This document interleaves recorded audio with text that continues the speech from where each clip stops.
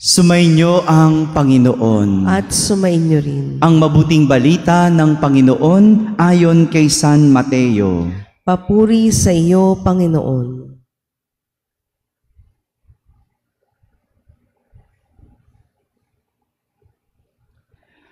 Noong panahong iyon, umalis ang mga Pariseo at nag-usap-usap kung paano ipapapatay si Jesus.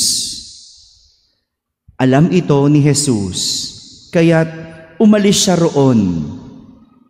Maraming sumunod sa kanya at pinagaling niya ang lahat ng may sakit. Ngunit mahigpit niyang ipinagbilin sa kanila na huwag ipamamalita ang tungkol sa kanya. Nangyari ito upang matupad ang sinabi ni Propeta Isaías. Naririto ang lingkod ko na ako rin ang humirang. Minamahal ko ng labis, lubos kong kinalulugdan. Ang banal kong espiritu sa kanya ay ibibigay.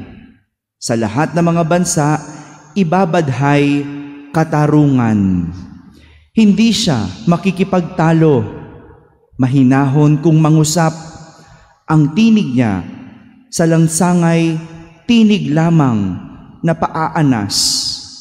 Hindi niya puputulin yaong tambong nakahapay, ni hindi rin papatayin ang umaandap na ilawan. Hanggang ito'y katarungay mapagtagumpayan niyang ganap, at ang pag-asa ng tao sa kanya ay ilalagak. Mga kapatid, ang mabuting balita ng Panginoon. Pinupuri ka namin, Panginoong Hesukristo. Isang magandang umaga po sa inyong lahat. Bawat kasamaan ay may kapalit na kapahamakan. Bawat kasamaan ay may kapalit na kapahamakan. Ito po ang mensahe ng ating mga pagbasa sa araw na ito. Narinig natin na pinagsasabihan ni Propeta Mikas sa ating unang pagbasa ang mga nananamantala, umaabuso at nanloloko sa mga mahihirap.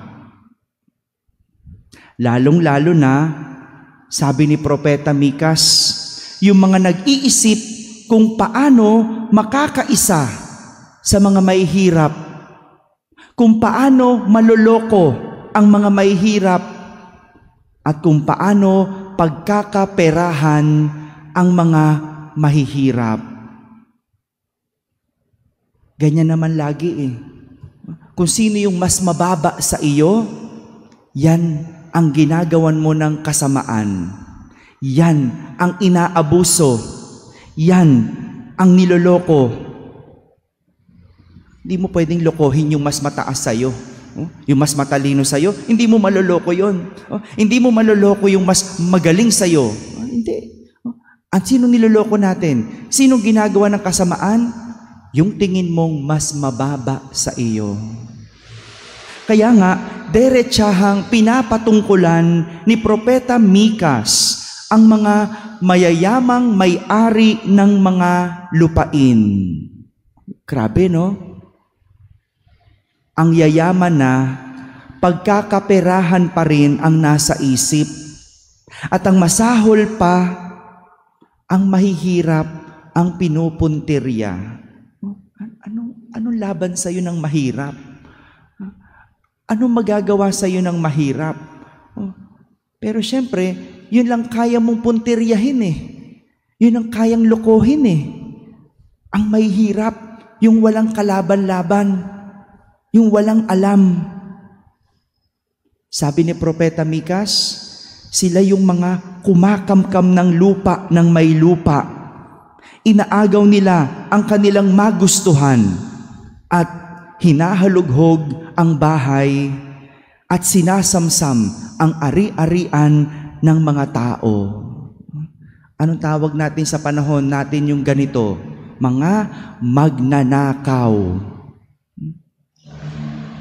Diba? Kinakamkam yung hindi kanila. Kinukuha yung hindi sa kanila. Ganyan kasama mag-isip o magplano ang tao, sagad sa kasakiman at kasamaan.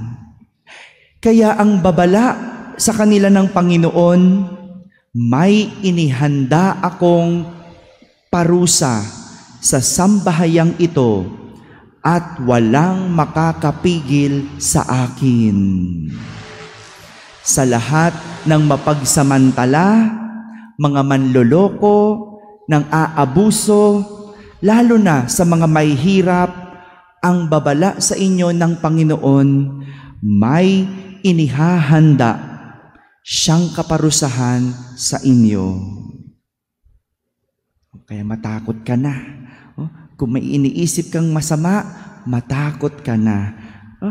Samantala, sa ating ebanghelyo, kasamaan din ang nasa isip ng mga Pariseyo dahil pinag-uusapan nila kung paano nila ipapapatay si Jesus. Nakakatakot, Nakakatakot isipin na ang kasamaan ay naging likas na sa tao. Kung noon, sinasabi pa natin, kaya lang tayo nakagawa ng masama ay dahil natukso tayo. No? Diba? Ganyan ang dahilan natin. Natukso lang naman ako. Mahina ako.